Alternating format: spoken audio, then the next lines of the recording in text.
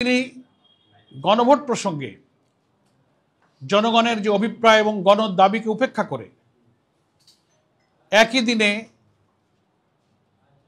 জাতীয় নির্বাচন এবং গণভোটের ঘোষণা দিয়েছেন। আমরা এখানে বাংলাদেশ জামাত ইসলামীর পক্ষ থেকে খুবই পরিষ্কার করে বলতে চাই যে প্রধান উপদেষ্টার একই দিনে গণভোট এবং জাতীয় নির্বাচনের ঘোষণায় জনগণের আকাঙ্ক্ষা পূর্ণ হয়নি। জনগণের যে অভিপ্রায় ছিল জুলাই সনদের আইনি ভিত্তি এবং জাতীয় নির্বাচনের আগে কি কি বিষয়ে সংস্কার হলো,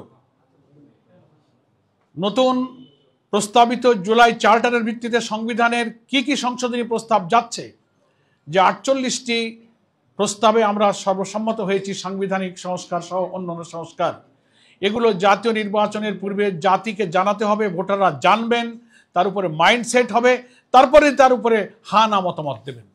কিন্তু একই দিনে জাতীয় নির্বাচন, একই দিনে গণভোট হলে ভোটার তো সেই জুলাই চার্টার সম্পর্কে অবহিত হয়ে তিনি হা না ভোট দেবার পূর্বে তিনি তো সেটা আগে বুঝবেন, মাইন্ডসেট করবেন, অথচ একই দিনেই তাকে ওই সিদ্ধান্ত নিতে হবে, আবার একটা প্রতীকে তার জাতীয় নির্বাচনের ভোটও দিতে হবে।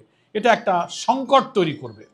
আমরা বারবার অনুরোধ করেছি, যুক্তি দিয়েছি, এটাও আমরা বলেছি যে বাংলাদেশের জাতীয় নির্বাচনের ইতিহাসে কেয়ারটেকার হোক আর যত নিরপেক্ষ নির্বাচনের কথাই আমরা বলি, প্রত্যেকটি নির্বাচনে কম বেশি কিছু কিছু ভোট কেন্দ্রে সহিংসতা হয়ে থাকে, বিশৃঙ্খলা হয়ে থাকে, 2-5টা কেন্দ্র বন্ধ হয়ে গেল, গোলাগুলি হলো, স্থগিত হয়ে গেল।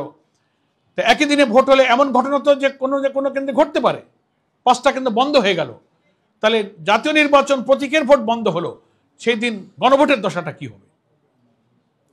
এর কোনো জবাব নাই। জুলাই সনদে এই যে 12.5 কোটি প্রায় ভোটার কি কি বিষয় হা বলবে না বলবে, বিফোর ন্যাশনাল ইলেকশন জাতিকে সেটা জানতে হবে, স্টাডি করতে হবে। ইলেকশন কমিশন সেটা পাবলিক করবেন, ওয়েবসাইটে দেবেন, তারপর না এত ক্রিটিক্যাল বিষয়ে তিনি সিদ্ধান্ত নেবেন। অথচ সেই সুযোগ না দিয়ে 2টা ভোট একজন ভোটারকে একই দিনে দিতে গিয়ে একটা সংকটে ফেলে দেওয়া হলো। আমরা যে সংকট নিরসনের জন্য বাংলাদেশ জামাত ইসলামী সহ 8টি ইসলামী এবং দেশপ্রেমিক সমমনা দল দাবি করে আসছি যে এই ভোটটা জাতীয় নির্বাচনের আগে করতে হবে, তাহলে এটার আইনি ভিত্তিটা দৃঢ় হবে, এটা নিয়ে পরবর্তীতে আদালত এবং আইনি ভিত্তি নিয়ে কোনো প্রশ্ন উঠবে না। সেই সংকট কিন্তু রয়েই গেল, এই সংকটটা নিরসন হলো না। এটা হচ্ছে আমাদের জামাত ইসলামীর আপাতত প্রতিক্রিয়া।